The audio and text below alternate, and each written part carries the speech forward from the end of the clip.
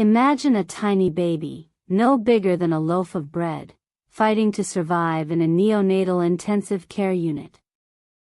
Their lungs are underdeveloped, their skin nearly translucent, and every breath is a battle. These are the most fragile among us, premature infants born far too early, often weighing less than 3 pounds.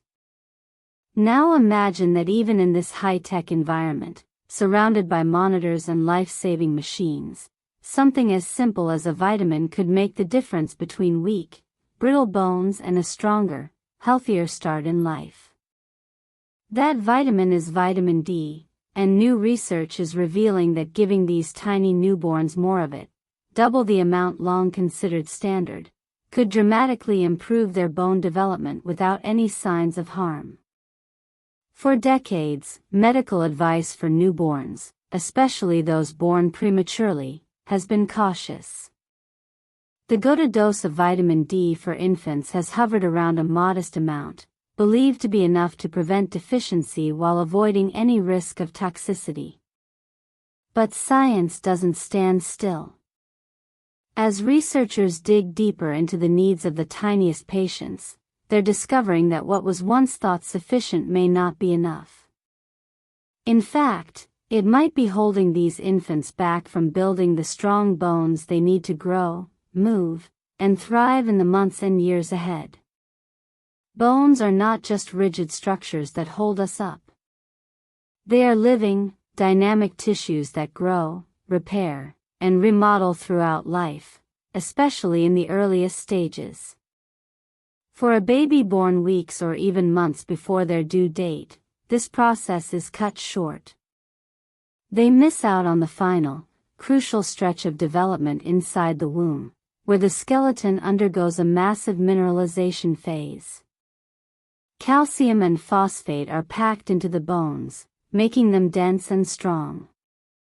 Without this final push, premature babies are at high risk of developing weak bones, a condition sometimes called osteopenia of prematurity. If left unchecked, this can lead to fractures, poor growth, and even rickets, a disease once thought to be a relic of the past but still seen in vulnerable infants today. So what helps bones absorb the minerals they need? Enter vitamin D. This is not just a supplement you take in winter to avoid feeling sluggish. It's a powerful hormone-like substance that plays a central role in how the body handles calcium and phosphate. Without enough vitamin D, the gut can't absorb these minerals efficiently, no matter how much is in the diet. The result? Minerals pass through the body unused, and bones suffer. In premature infants, the problem is even worse. They start life with lower stores of vitamin D because they didn't get the full transfer from their mothers in the final weeks of pregnancy. Their skin, still developing, can't produce vitamin D from sunlight as effectively.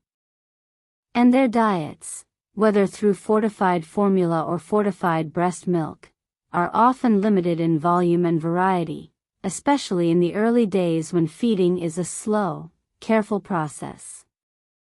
Given all these challenges, it's no surprise that vitamin D deficiency is common among premature babies. But here's where things get interesting. What if giving them more vitamin D, significantly more, could change the game? For years, there's been debate in the medical world about how much is enough. In some countries, the recommended daily amount for infants is on the lower side. In others, it's nearly double. This inconsistency has left doctors and parents alike wondering, what's the right dose? Too little might not help. Too much could be dangerous. But new evidence is tipping the scales. A recent study has taken a close look at two groups of extremely premature and very low birth weight infants. One group received the traditional amount of vitamin D, while the other received twice as much. Researchers didn't just rely on blood tests or guesswork. They used advanced imaging technology to peer inside the babies' bodies and measure the actual density of their bones. This isn't X-ray in the old-fashioned sense.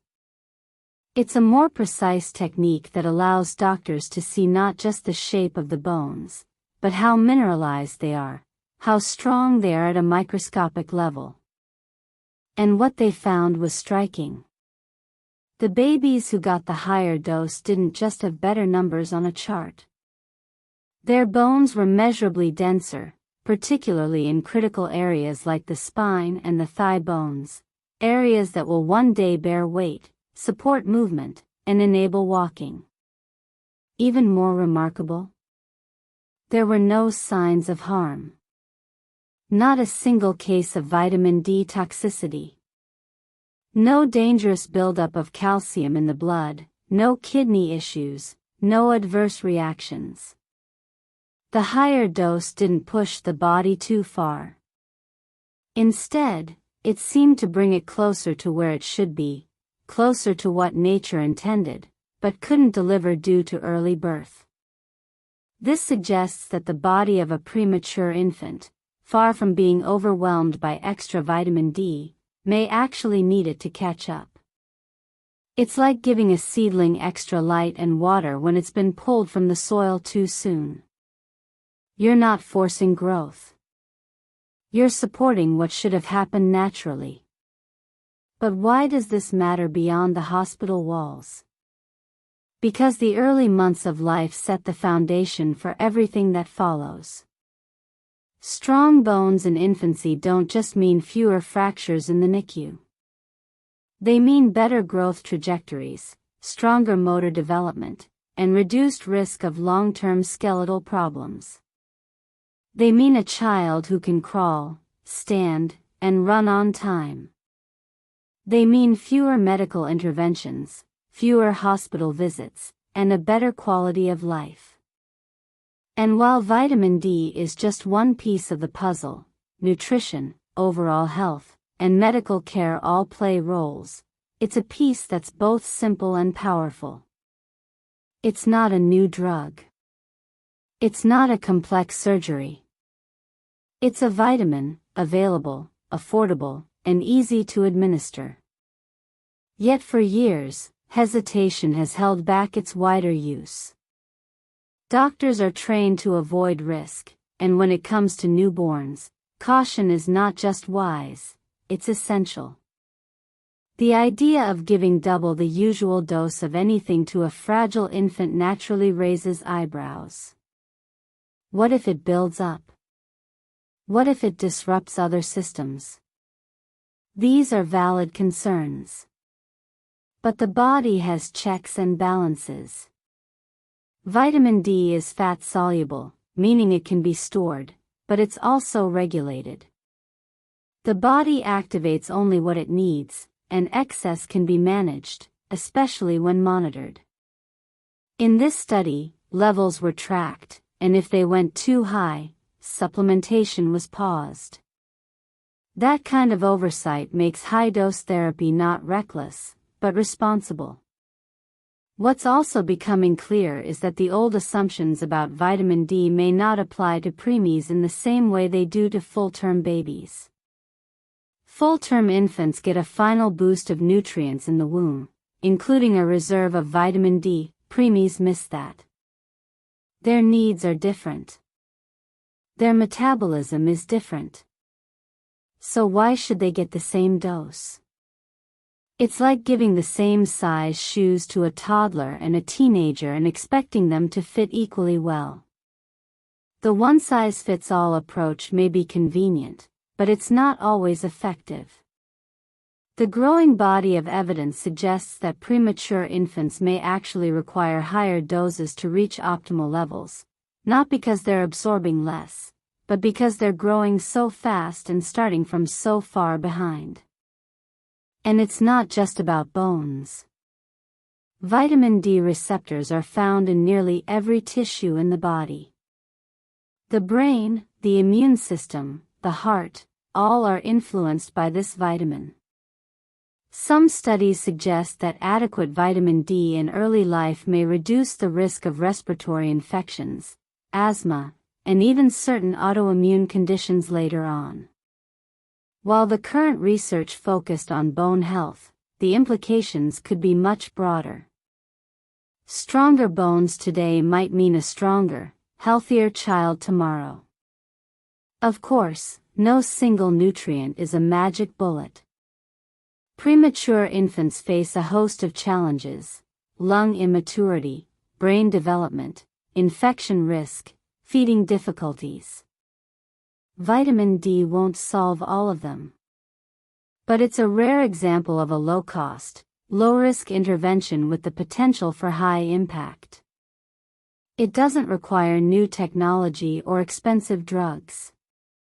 It doesn't involve invasive procedures. It can be given through a feeding tube, mixed into milk, or administered as a few drops. And yet, it could make a measurable difference in how these babies grow.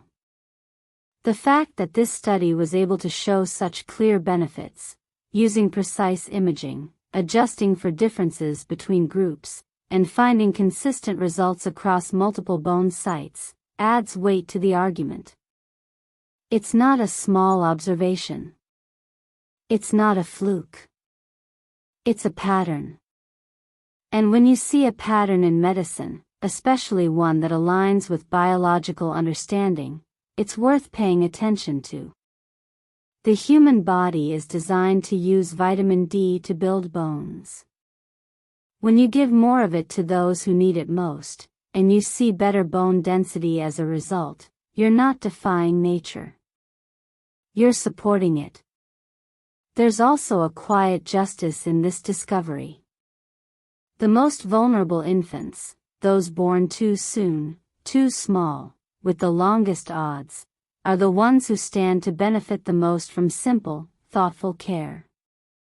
In a world where medical advances often focus on high-tech solutions, it's refreshing to see that sometimes, progress comes not from inventing something new, but from rethinking what we already have.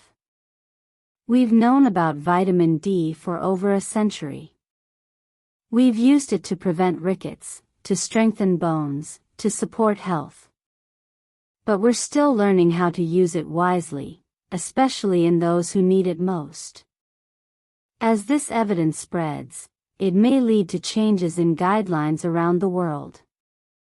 Countries that have been cautious about higher doses may begin to reconsider.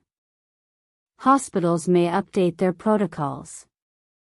Parents may ask more questions. And doctors may feel more confident in prescribing a dose that was once seen as bold, but is now looking more and more like common sense. Change in medicine is slow, and it should be.